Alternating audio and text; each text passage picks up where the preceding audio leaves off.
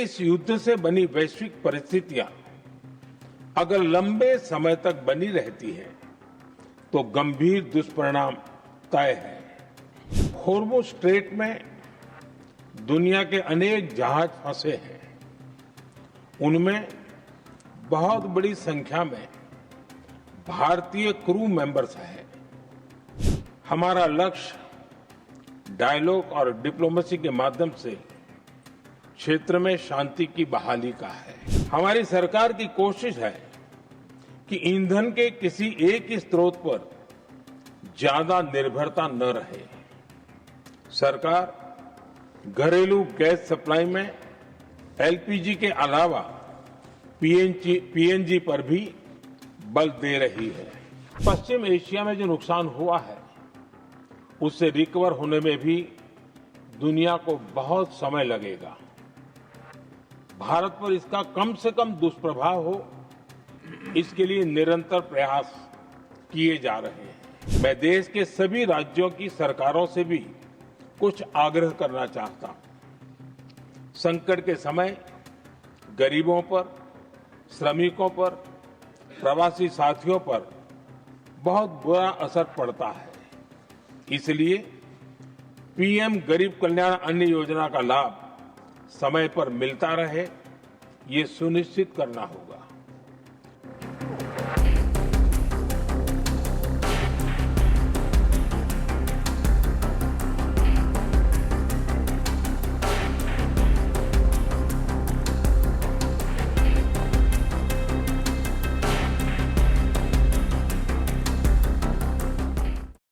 Honorable Prime Minister जी,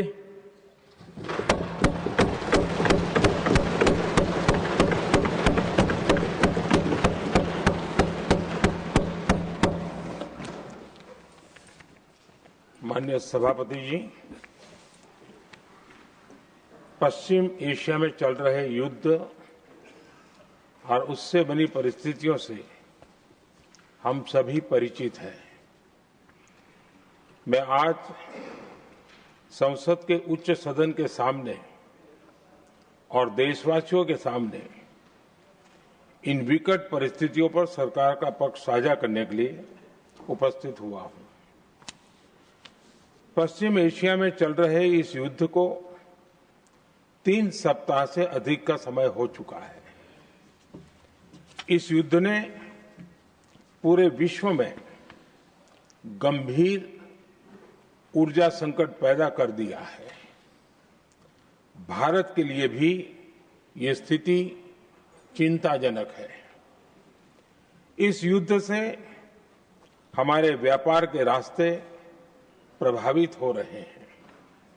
इससे petrol, diesel, gas और fertiliser जैसे जरूरी सामान की रूटीन सप्लाई प्रभावित हो रही है। गल्फ देशों में करीब 1 करोड़ भारतीय रहते हैं, वहां काम करते हैं। उनके जीवन और आजीविका की सुरक्षा भी भारत के लिए बहुत बड़ी चिंता है। हॉर्मुज़ स्ट्रेट में दुनिया के अनेक जहाज फंसे हैं। उनमें बहुत बड़ी संख्या में भारतीय क्रू मेंबर्स हैं। ये भी भारत के लिए एक बड़ी चिंता का विषय है। ऐसी विकट परिस्थिति में आवश्यक है कि भारत की संसद के इस उच्च सदन से शांति और संवाद की एकजुट आवाज पूरे विश्व में जाए।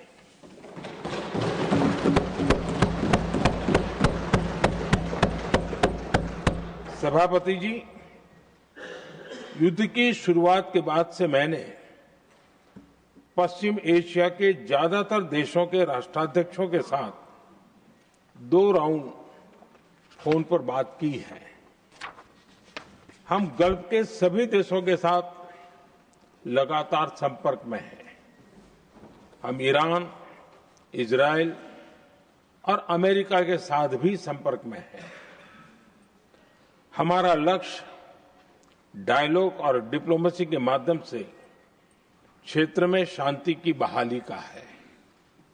हमने डी एस्केलेशन और हॉर्मुज स्ट्रेट खोले जाने पर भी उनसे बात की है।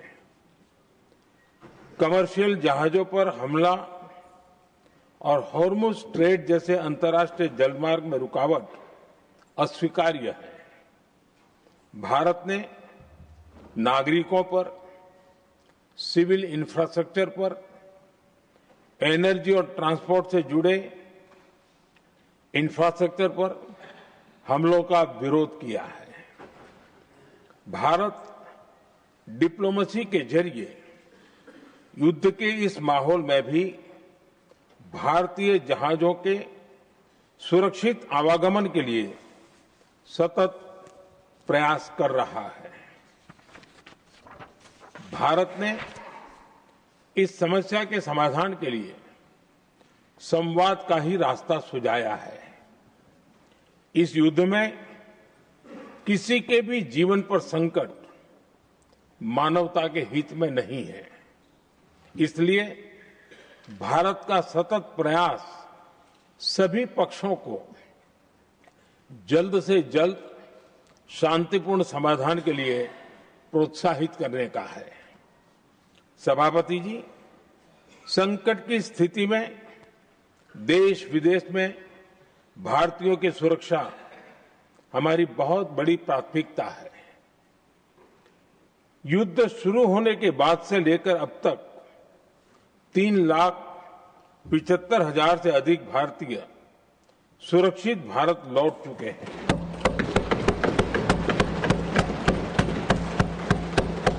ईरान से ही अभी तक 1,000 से अधिक भारतीय सुरक्षित वापस लौटे हैं।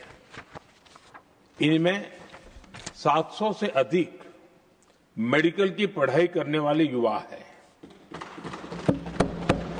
हमारी सरकार संकट के इस समय में पूरी संवेदनशीलता से काम कर रही है। सभी देशों ने वहां मौजूद भारतीयों की सुरक्षा का पूरा आश्वासन दिया है। हालांकि ये बहुत दुखद है कि हमलों के कारण कुछ भारतीयों की मृत्यु हुई है और कुछ घायल भी हुए हैं। ऐसे मुश्किल हालात में परिवारजनों को आवश्यक मदद दी जा रही है। जो घायल हैं, उनका बेहतर इलाज सुनिश्चित कराया जा रहा है। सभापति जी, हॉर्मुज स्ट्रेट विश्व व्यापार के सबसे बड़े रूट्स में से एक है। विशेष तौर पर कच्चे तेल, गैस और फर्टिलाइजर से जुड़ा परिवहन इस क्षेत्र से बहुत बड़ी मात्रा में होता है। युद्ध के बाद से ही हॉर्मुज स्ट्रेट में जहाजों का आना जाना बहुत चुनौतीपूर्ण हो गया है। लेकिन विपरीत परिस्थितियों के बावजूद हमारी सरकार ने संवाद से, कूटनीति के माध्यम से रास्ते बनाने का प्रयास किया है। प्रयास ये है कि जहां से भी संभव हो वहां से तेल और गैस की सप्लाई भारत पहुंचे। ऐसी हर कोशिश के नतीजे भी देश देख रहा है। बीते कुछ दिनों में दुनिया के अनेक देशों से कच्चा तेल और एलपीजी से भरे जहाज भारत आए हैं।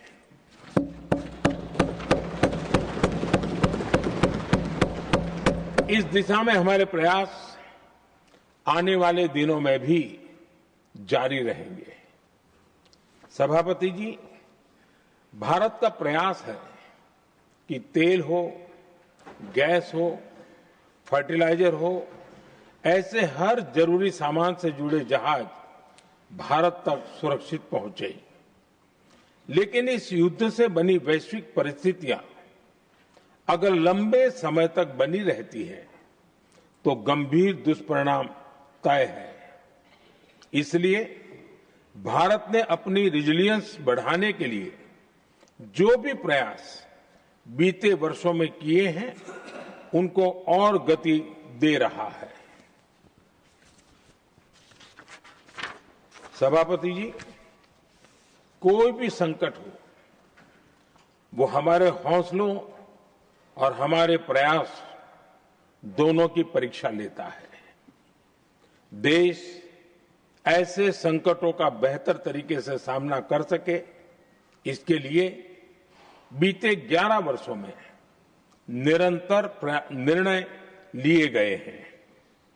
एनर्जी इंपोर्ट का डाइवर्सिफिकेशन ऐसे ही प्रयासों का हिस्सा है। पहले क्रूड ऑयल, एलएनजी, एलपीजी ऐसी एनर्जी जरूरतों के लिए 27 देशों से इंपोर्ट किया जाता था। वहीं आज भारत 41 देशों से एनर्जी इंपोर्ट करता है। बीते दशक में भारत ने संकट के ऐसे ही समय के लिए कच्चे तेल के भंडारण को भी प्राथमिकता दी है। हमारी तेल कंपनियां संकट के समय के लिए काफी मात्रा में पेट्रोल और डीजल का भंडार रखती हैं। बीते 11 वर्षों में 53 लाख मीट्रिक टन से अधिक का स्ट्रेटेजिक पेट्रोलियम रिजर्व भी डेवलप किया गया है और 65 लाख मीट्रिक टन से अधिक के रिजर्व की व्यवस्था पर देश काम कर रहा है। साथ ही बीते दशक में भारत की रिफाइनिंग कैपेसिटी भी अच्छी खासी बढ़ाई गई है। मैं आपके माध्यम से सदन को और देश को ये आश्वासन देना चाहता हूं कि भारत के पास क्रूड ऑयल के पर्याप्त स्टोरेज के और निरंतर सप्लाई की व्यवस्थाएं हैं। सभापति जी, हमारी सरकार की कोशिश है कि ईंधन के किसी एक ही स्रोत पर ज्यादा निर्भरता न रहे। सरकार घरेलू गैस सप्लाई में एलपीजी के अलावा पीएनजी पर भी बल दे रही है। बीते दशक में देश में पीएनजी कनेक्शन पर अभूतपूर्व काम हुआ है। बीते दिनों में इस काम को और तेज किया गया है। साथ ही एलपीजी के घरेलू उत्पादन को भी बड़े पैमाने पर बढ़ाने का प्रयास किया जा रहा है। सभापति जी, बीते वर्षों में सरकार का निरंतर प्रयास रहा है कि हर सेक्टर में दूसरे देशों पर निर्भरता कम से कम हो, हम ज्यादा से ज्यादा आत्मनिर्भर हो, यही एकमात्र विकल्प है। जैसे भारत का 90% से अधिक ट्रेड विदेशी जहाजों पर होता है, ये स्थिति किसी भी वैश्विक संकट में भारत की स्थिति को और भी गंभीर बना देती है। इसलिए सरकार ने मेड इन इंडिया जहाज बनाने के लिए करीब 70,000 करोड़ रुपए का अभियान शुरू किया। भारत आज ship building, ship breaking, maintenance and overhauling ऐसी हर सुविधा के निर्माण पर तेज गति से काम कर रहा है। भारत अपने डिफेंस सेक्टर को भी अधिक रेजिलिएंट बना रहा है। बीते दशक में किए गए प्रयासों से भारत आज अपनी जरूरत के अधिकांश हथियार भारत में ही बना रहा है। एक समय था जब भारत अपने जीवन रक्षक दवाओं के कच्चे माल यानी एपीआई के लिए भी दूसरे देशों पर बहुत अधिक निर्भर था। बीते वर्षों में देश ने भारत में ही एपीआई इकोसिस्टम बनाने के लिए अनेक प्रयास किए हैं। इसी प्रकार रेयर अर्थ मिनरल्स में विदेशी निर्भरता को कम करने के लिए भी बड़े कदम उठाए जा रहे हैं।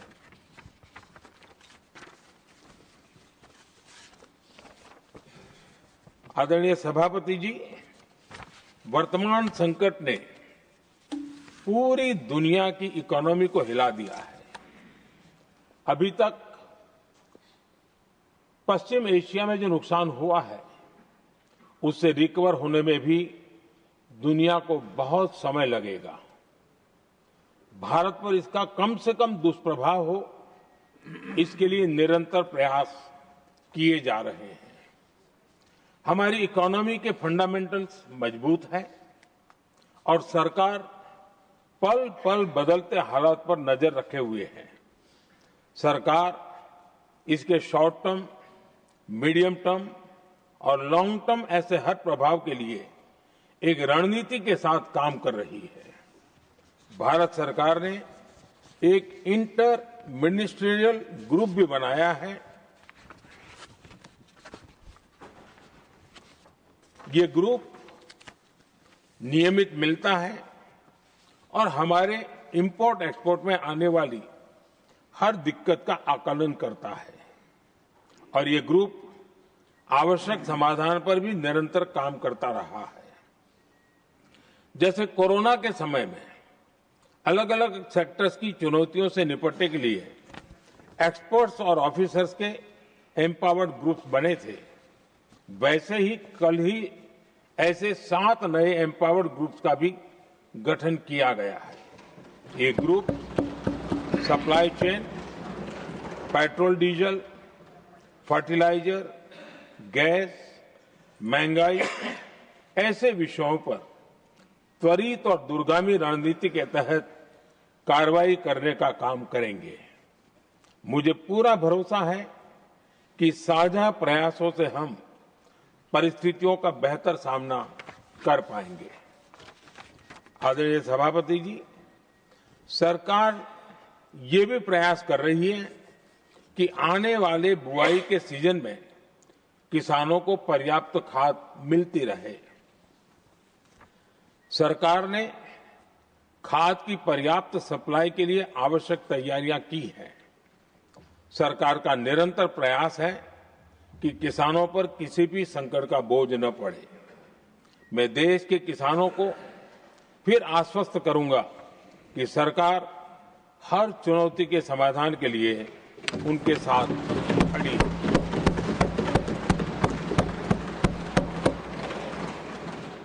आदरणीय सभापति जी, ये राज्यों का सदन है। आने वाले समय में ये संकट हमारे देश की बड़ी परीक्षा लेने वाला है और इस परीक्षा में सफलता के लिए राज्यों का सहयोग बहुत आवश्यक है। इसलिए इस सदन के माध्यम से मैं देश के सभी राज्यों की सरकारों से भी कुछ आग्रह करना चाहता हूं।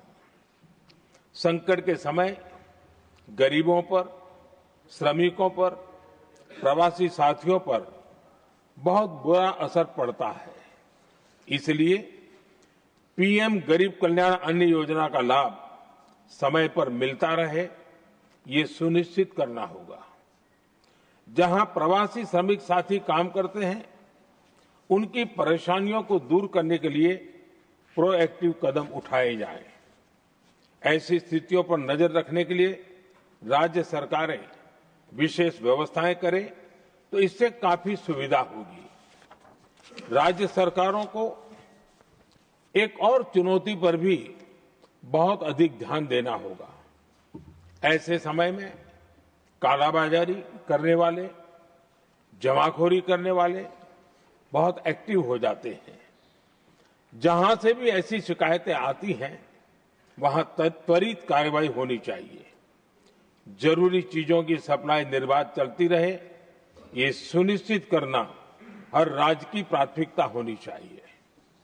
आदरणीय सभापति जी, मैं सभी राज्य सरकारों से एक अनुरोध और करना चाहता हूं।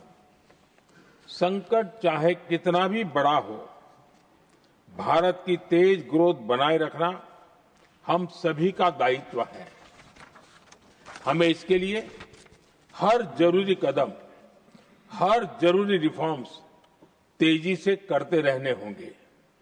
ये राज्य सरकारों के पास बहुत बड़ा अवसर भी है। ये टीम इंडिया की भी बहुत बड़ी परीक्षा है। कोरोना के महासंकट में केंद्र और राज्यों ने टीम इंडिया बनकर कोविड मैनेजमेंट का एक बेहतरीन मॉडल सामने रखा था। अलग अलग पॉलिटिकल पार्टी की सरकारें होने के बावजूद टेस्टिंग, वैक्सीनेशन से लेकर जरूरी चीजों की आपूर्ति टीम इंडिया के प्रयासों से ही सुनिश्चित हो पाई थी। हमें उसी भावना के साथ आगे भी काम करना है। सभी राज्य सरकारों और केंद्र सरकार के प्रयासों से देश इस गंभीर वैश्विक संकट का प्रभावी रूप से सामना कर पाएगा। आदरणीय सभापति जी, ये संकट अलग प्रकार का है और इसके समाधान भी अलग प्रकार से ही तय किए जा रहे हैं। हमें धीरज के साथ, संयम के साथ, शांत मन से हर चुनौती का मुकाबला करना है। आदरणीय सभापति जी, जैसा कि हम देख रहे हैं कि इस युद्ध को लेकर पल पल में हालात बदल रहे हैं, इसलिए मैं देशवासियों से भी कहूंगा कि हमें हर चुनौती के लिए तैयार रहना ही होगा। इस युद्ध के दुष्प्रभाव लंबे समय तक रहने की प्रबल आशंका है, लेकिन मैं देशवासियों को भरोसा देता हूं, सरकार सतर्क है, तत्पर है और पूरी गंभीरता से रणनीति बना रही है, हर निर्णय ले रही है। देश की जनता का हित हमारे लिए सर्वोपरि है। यही हमारी पहचान है, यही हमारी ताकत है। इसी भावना के साथ मैं अपना वक्तव्य समाप्त करता हूं। बहुत बहुत धन्यवाद। Message